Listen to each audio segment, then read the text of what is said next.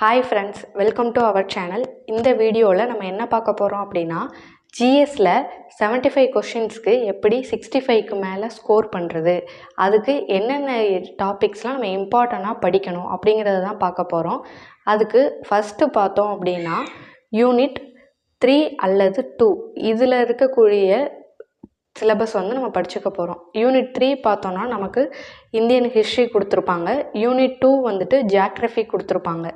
Unit 3ல் 10 questions நம்ம score பண்ணலாம். அதே யூனிட் 2ல் பார்த்தோன்னா 5 கொஸ்டின்ஸ் தான் நம்ம ஸ்கோர் பண்ண முடியும். ஆனால் யூனிட் 3ல் இப்போ சிலபஸ் ரொம்ப வச்சுருக்காங்க. ஏன்னா ஐஎன்எம்மும் இதில் இன்க்ளூட் ஆகியிருக்கு. அதே மாதிரி பார்த்தோம் அப்படின்னா யூனிட் 2 பொறுத்தளவுக்கு வெறும் நம்ம ஜியாகிரஃபி படித்தா மட்டும் போதும். அப்போ ஜியாகிரஃபியில் நம்ம ஆல்ரெடி படிச்சிருக்கோம் அப்படிங்கிற பட்சத்தில் ஜியாகிரஃபி படிச்சுக்கிட்டு ஹிஸ்ட்ரி நம்ம ஆல்ரெடி ப்ரிப்பேர் பண்ணிகிட்ருக்கவங்களா இருந்தீங்க அப்படின்னா ஹிஸ்ட்ரியோட டாபிக்ஸ் அண்ட் ஐஎன்எம்மோட டாபிக்ஸும் மிக்ஸ் பண்ணி படிச்சுக்கோங்க. ஸோ இதிலேருந்து தான் நமக்கு கொஞ்சம் மார்க்கை இம்ப்ரூவ் பண்ணக்கூடிய சான்ஸ் இருக்குது. சரி, நெக்ஸ்ட்டு பார்த்தோம் அப்படின்னா யூனிட் 4 பொறுத்தளவுக்கு நமக்கு பாலிட்டி இருக்குது. பாலிட்டியில் 15 கொஷின்ஸ் நமக்கு கேட்குறாங்க. ஃபுல் அண்ட் ஃபுல் பாலிட்டி மட்டும்தான். அப்போ இருக்கிறதுலையே பாலிட்டியை மட்டும் ஈஸியாக படித்து ஒரு 15 கேள்விக்கு நம்மளால் ஆன்சர் பண்ண முடியும். அப்போ பாலிட்டியை தான் நம்ம முக்கியமாக படிக்க வேண்டிய ஒரு டாப்பிக்காக வச்சுக்கணும். 15 கேள்வி நமக்கு பாலிட்டியில் மட்டும் இருந்து வருது. வேறு எந்த டாபிக்ஸும் மிக்ஸ் கிடையாது இதில். நெக்ஸ்ட்டு பார்த்தோம் அப்படின்னா யூனிட் 5 பொறுத்தளவுக்கு எக்கனாமிக்ஸ் வச்சுருக்காங்க. அதுக்கப்புறம் பார்த்தோன்னா தமிழ்நாட்டோட வளர்ச்சி நிர்வாகம் வச்சுருக்காங்க. இது ரெண்டும் படித்தோம் அப்படின்னா நம்ம 20 கொஸ்டின்ஸ் ஸ்கோர் பண்ணலாம்.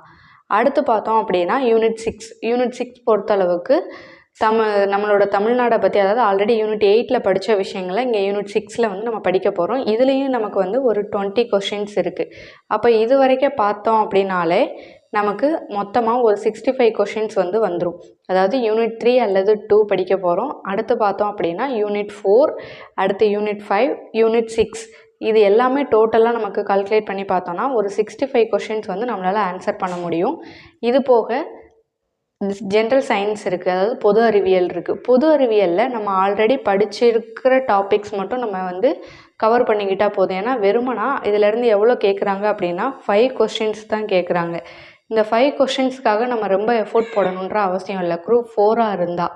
இதே குரூப் 2, குரூப் 1 படிக்கிறோம் அப்படின்னா நம்ம கம்பல்சரி படித்து தான் ஆகணும். குரூப் 4ஆக இருக்கிற பட்சத்தில் யூனிட் 1 நம்ம விட்டுட்டு மற்ற அந்த 4 யூனிட்ஸையும் நம்ம கவர் பண்ணாலே நம்மளால் 65 கொஷின்ஸ் வரைக்கும் தாராளமாக ஆன்சர் பண்ண முடியும். ஓகேங்களா? சரி, அப்போது இது full and full school books பொறுத்தளவுக்கு என்னென்னா, நீங்கள் குரூப் 4 ப்ரிப்பேர் பண்ணுறோம் அப்படின்னா full and full school books தான். இதே குரூப் 2, குரூப் 1 ப்ரிப்பேர் பண்ணணும் அப்படின்னா தான் நம்ம வேறு ஆத்தர் புக்ஸ் எல்லாம் நம்ம கலெக்ட் பண்ணி படிக்க வேண்டியது இருக்கும். நெக்ஸ்ட்டு பார்த்தோம் அப்படின்னா தமிழ் பொறுத்தளவுக்கு நமக்கு ஆல்ரெடி தெரியும் என்ன ஸ்ப்ளிட்டப்பில் இருக்குது அப்படின்னா 85 and 15 அப்படிங்கிற ஸ்ப்ளிட்டப்பில் தான் இருக்குது. ஏன்னா இந்த 85 கொஷின்ஸ் ஃபுல் அண்ட் ஃபுல் இலக்கணத்துலேருந்து கேட்டுடுறாங்க. இந்த 15 கொஷின் மட்டும் நம்ம இலக்கியங்கள்லாம் படிக்க வேண்டியது இருக்கும். அப்போ இந்த 85 கேள்விக்கு நம்மளை பொறுத்தளவுக்கு இருக்கக்கூடிய எல்லா பள்ளி புத்தகங்களுடைய இலக்கணங்கள் ப்ளஸ் புத்தகத்தில் பின்பக்கம் இருக்கக்கூடிய மொழித்திறன் பயிற்சி எல்லாமே நம்ம படித்தாகணும். அடுத்து பார்த்தோம் அப்படின்னா இந்த 15 கேள்விக்கு என்னென்ன டாபிக்ஸ் நமக்கு சிலபஸில் கொடுத்துருக்காங்களோ அந்த டாபிக்ஸு நம்ம ஸ்கூல் புக்கில் எங்கெல்லாம் கவர் ஆகுதோ அதை நம்ம கலெக்ட் பண்ணி கம்பல்சரி நோட்ஸ் எடுத்து நம்ம படிச்சுக்கணும். அப்போ ஃபஸ்ட்டு பார்த்தோன்னா இந்த 85 கேள்விகளுக்கு தான் நம்ம முக்கியத்துவம் கொடுக்கணும். அப்போ அந்த 85 கேள்விகளை நம்ம எப்படியெல்லாம் படிக்க ஆரம்பிக்கணும்னு பார்த்தோன்னா, முதல்ல இப்போ இருக்கக்கூடிய நியூ சமச்சீர் புக்கு, நெக்ஸ்ட்டு ஓல்டு சமச்சீர் புக்கு, அதுக்கப்புறம் பார்த்தோம் அப்படின்னா நம்மளுடைய பழைய பள்ளி புத்தகங்கள் இருக்குது. அதாவது 2007 எடிஷனில் உள்ள பழைய பள்ளி புத்தகங்கள் இருக்குது.